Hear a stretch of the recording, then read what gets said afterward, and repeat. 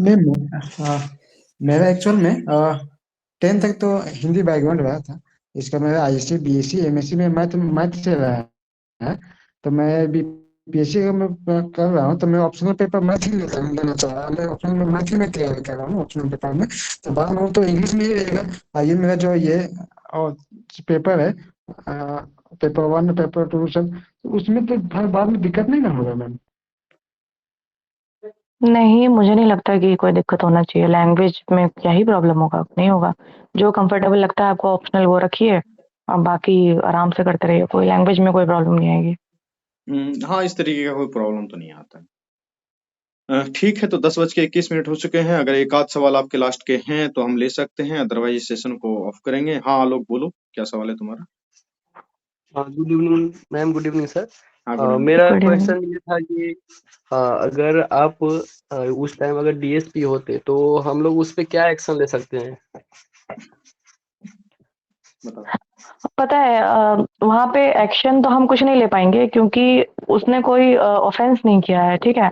तो कोई criminal offence नहीं था तो हम कुछ नहीं कर पाएंगे। लेकिन मैंने डीएसपी वाली बात इसलिए बोली थी क्योंकि डीएसपी का ना एक पावर होता है।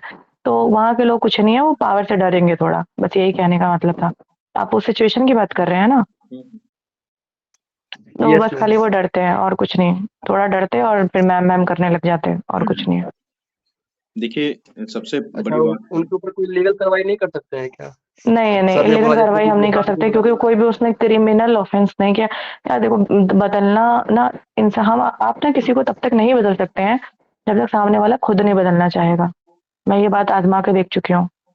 अगर वो सामने वाला, अगर वही वो नॉर्मली, ऐसा नहीं है कि 99% लोग ऐसे ही हैं बिहार में, कुछ लोग हैं ऐसे, लेकिन ऐसा नहीं है कि हर हर इंसान ही वैसा है। कुछ लोग कॉपरेट भी करेंगे आपको। वहीं पे एक और आदमी थे, उन्होंने कॉपरेट किया, मुझे नंबर दिया अपना, बोला कि अगर आपको कोई हेल्प की जरूरत हो तो आप मुझसे पूछ सकते हैं, या अगर आप बस इनके साइन ले आइए, मैं आधे घंटे में डॉक्यूमेंट दे दूंगा आपको वापस। तो ऐसे लोग भी हैं। तो जब तक कोई सामने वाला खुद से नहीं बदलना चाहेगा ना, you can change them. And मैं तो ये बोलूँगी, don't give it a try. करने की कोशिश भी मत करो।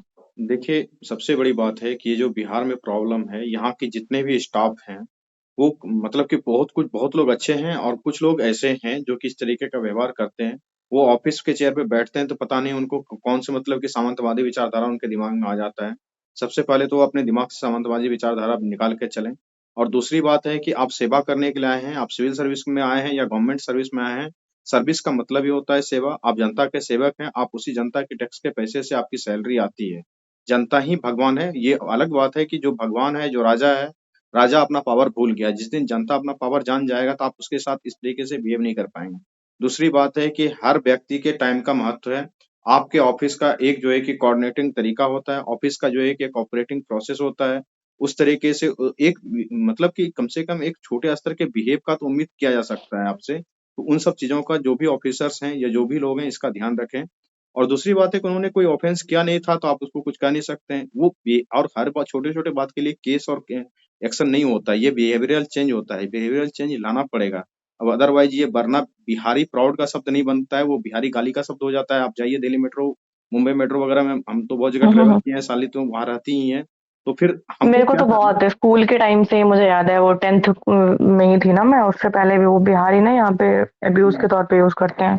तो हमें यही करना है ना। हम लोग इसलिए खड़े हैं कि बिहारी जो एब्यूज का शब्द बना है वो प्राइड का शब्द बन जाए। इसी पे हम लोग काम करने के लिए यहाँ पे आए हुए हैं, ठीक है। तो हम लोग को मिलके करना है और वो एक दिन, आज नहीं तो कल बदलेगा।